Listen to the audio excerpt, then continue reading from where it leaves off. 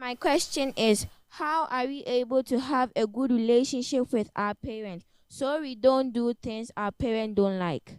You see, your parents always want good for you. They don't want anything bad for you, right?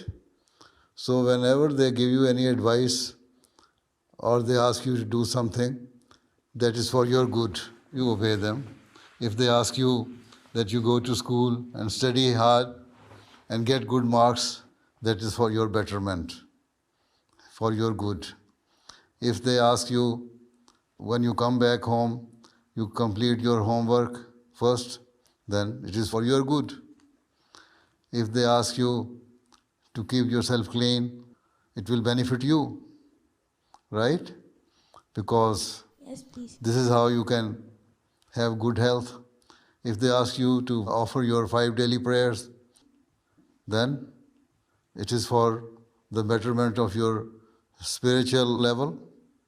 So you will get close to Allah Ta'ala in this way. Yes, please. You see, always think that your parents are the people who are the best people in the world, who love you, who care for you, and who desire good for you. So always obey them. And this is how you can have good relation with your parents.